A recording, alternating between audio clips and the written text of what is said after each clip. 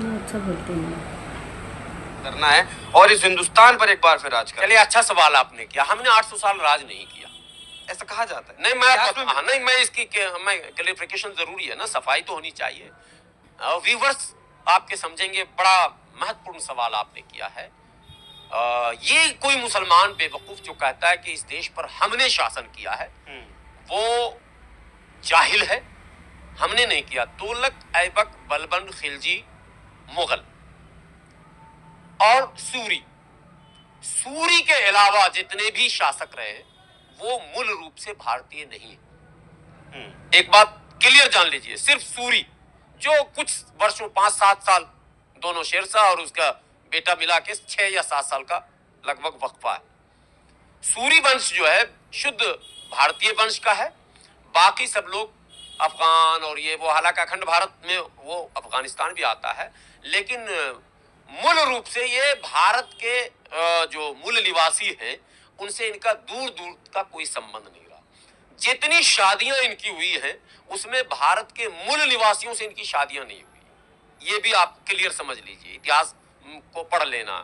दूसरी बात है, इन्होंने इस्लाम की आड़ में जरूर किया राज, लेकिन इनके शासनकाल में इस्लाम का सबसे बड़ा नुकसान हुआ। इस्लाम 6ठी सदी में भारत में आया था।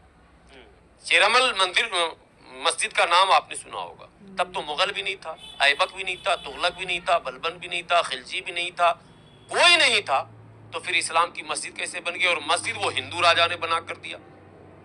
जो केरल में सबसे पहली मस्जिद भारत की है, उसका इतिहास उठाकर देखिए, वो हिंदू राजा ने अपने जमीन, अपना मकान दिया व्यापारियों के लिए वहीं से इस्लाम पढ़ रहा। Yes yes yes.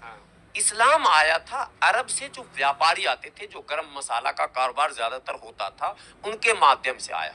और वो धीरे धीरे आप जो लक्षद्वीप हमारा है और मालदीव है बगल में, जो एक अलग कंट्री है, तो हमारा लक्षद्वीप भारत का और मालदीव जो भारत का समझिए वो भी अखंड भारत का एक पार्ट है। वो सब समंदर के किनारे था। वहां मुसलमान 90% जो आपको दिख रहे हैं। मालदीव का जो राजा था वो 5वीं डेढ़ सदी, छठी सदी की बात कर रहा हूँ, यानी 524, 25, 26 में तो मोहम्मद साहब आए थे।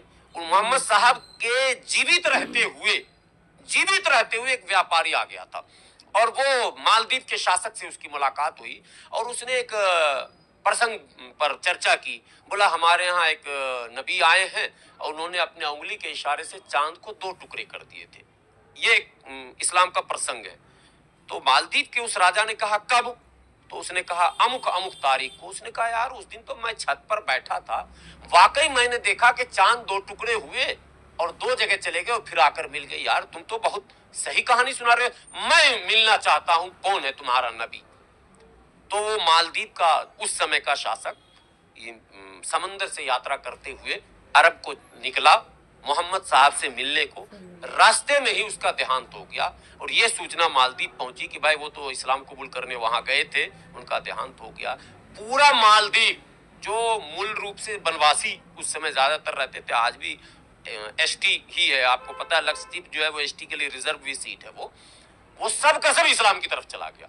ये तो एक माने अजीब घटना है। इस्लाम तो बहुत पहले भारत में प्रवेश कर चुका था। आप उसको अलग अलग नामों से, कभी मोहम्मद बिन कासिम के नामों से जोड़ते हैं, कभी किसी नाम से जोड़ते हैं, लेकिन शासक जो आए, सबसे ज्यादा विरोध मुगल में अकबर का विरोध मौलानाओं ने किया, उस समय के मौलानाओं ने।